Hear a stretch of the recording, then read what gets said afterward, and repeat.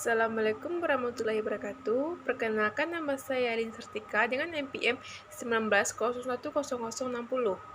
Nah, kali ini saya akan membacakan tentang penelitian saya, yaitu penelitian eksperimen yang berjudul tentang meningkatkan aktivitas dan hasil belajar siswa terhadap belajar IPA melalui model pembelajaran metode blended learning di kelas 8 SMP Negeri 10 Padang. Nah, yang pertama itu bab 1, pendahuluan, di mana terdapat latar belakang. Pembelajaran adalah upaya pembelajaran seseorang atau kelompok orang melalui berbagai upaya dan berbagai strategi, metode, dan pendekatan. Pencapaian tujuannya telah direncanakan. Pelaksanaan pembelajaran IPA terpadu diperlukan model inovatif. Model pembelajaran yang akan digunakan adalah blended learning.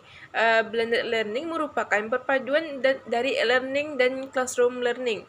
Seorang pakar pendidikan mengklarifikasikan model pembelajaran blended learning dalam 4 klasifikasi. Yang pertama yaitu model kelas murni, pelajar belajar melalui online learning, pertemuan kelas, online learning lagi, pertemuan kelas untuk keterampilan lanjut, pertemuan kelas, aplikasi praktis. Yang ketiga itu kegiatan kelas. Yang keempat itu pertemuan kelas.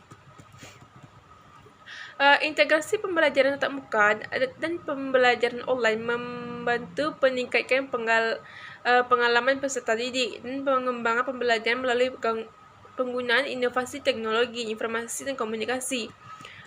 Proses belajar mengajar memadukan metode online dan tatap muka. Sebagian besar materi pelajaran disampaikan secara online, biasanya menggunakan diskusi online dan ada beberapa pertemuan. Tatap muka blended learning mempunyai antara 30% sampai dengan 79% materi pembelajaran disampaikan secara online.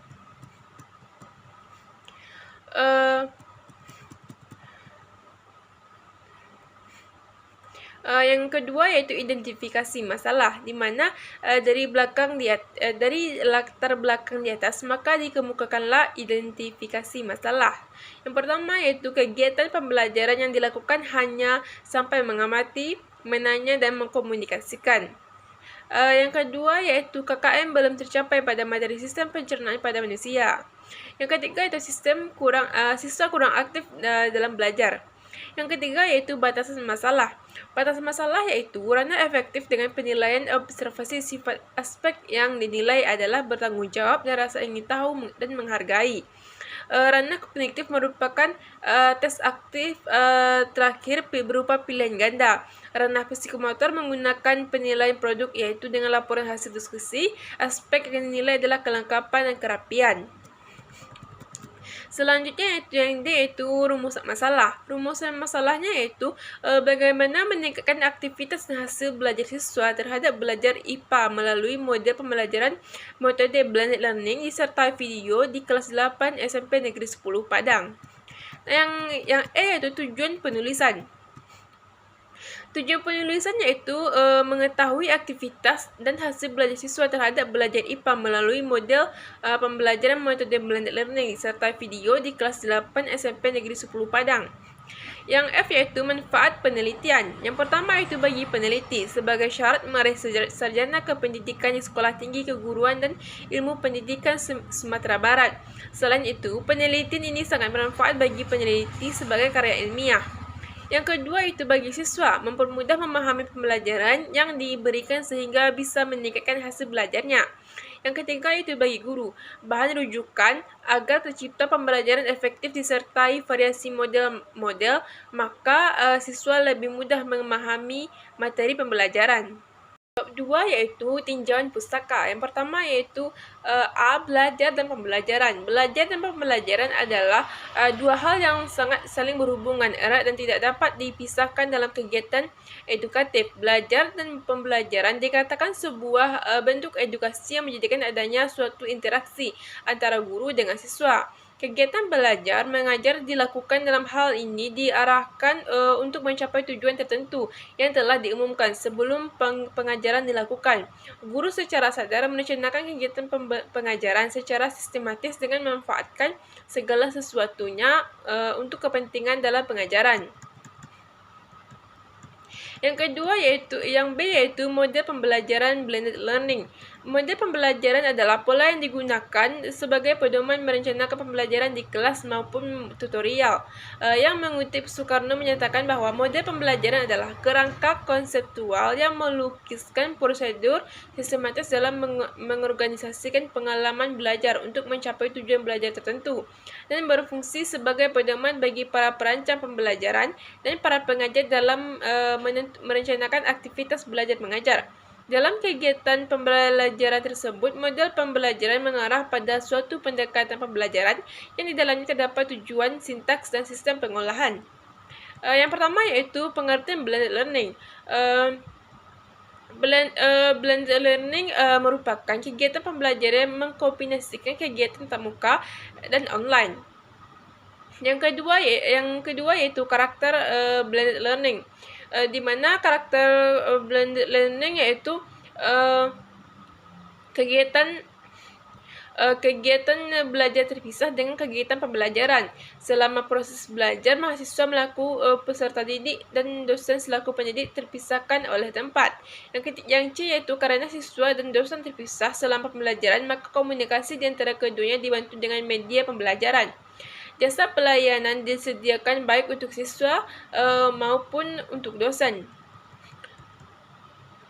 Yang ketiga yaitu sintaks blended learning.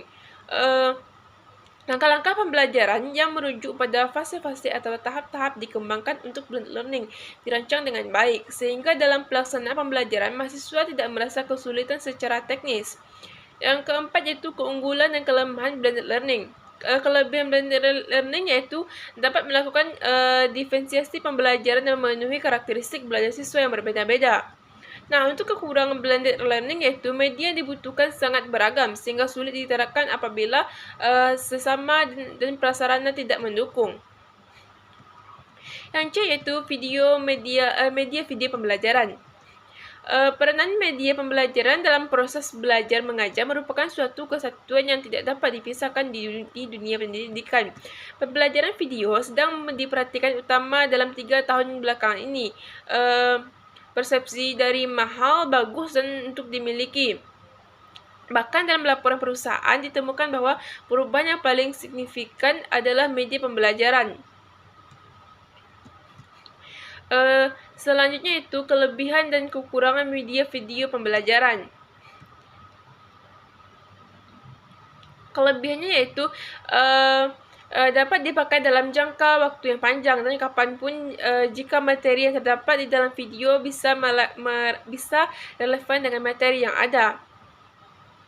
Nah, kelemahan videonya itu menjelaskan suatu keadaan nyata dari suatu proses, fenomena atau kajian sebagai integrasi media lain seperti teks, gambar, cocok untuk mengerjakan materi dalam perilaku dan psikometrik. Yang D yaitu pembentukan kelompok.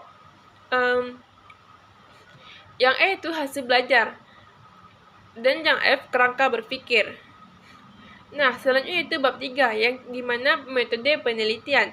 Waktu dan tempat penelitian adalah penelitian telah dilakukan pada semester ganjil bulan Juni sampai Januari tahun pelajaran 2020 sampai tahun 2021 di kelas 8 SMPN 10 Padang. Jenis penelitiannya yaitu eksperimen. Setelah itu yang C yaitu populasi dan sampel. Populasinya yaitu siswa kelas 8 SMPN 10 Padang pada tahun pelajaran 2020 tahun 2021.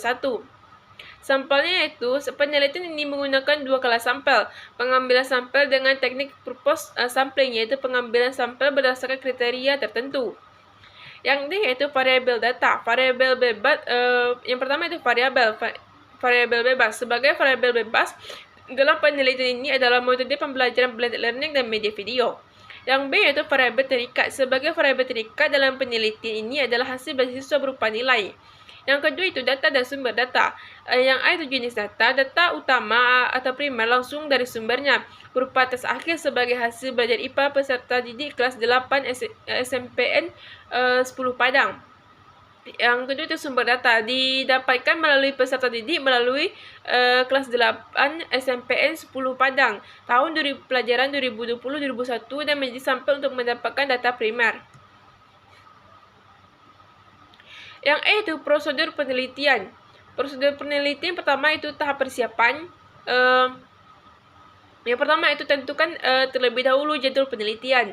Yang B itu menyusun RPP dengan model blended learning. Yang C itu mendapatkan populasi serta sampel. Yang D itu untuk mendukung proses pembelajaran perlu dipersiapkan kebutuhan pembelajaran yang dianggap perlu. Yang E itu mempersiapkan lalu menyusun soal-soal evaluasi. Yang kedua itu tahap persiapan, itu menyusun RPP dengan model blended learning.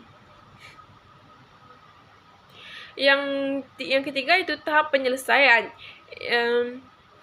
Tahap akhir yaitu dengan tes akhir kedua kelas sampai setelah pembelajaran selesai. Yang F yaitu instrumen penilaian, di mana instrumen penilaian itu terdapat penilaian hasil belajar efektif dengan rumus-rumusnya. Setelah itu hasil belajar kognitif.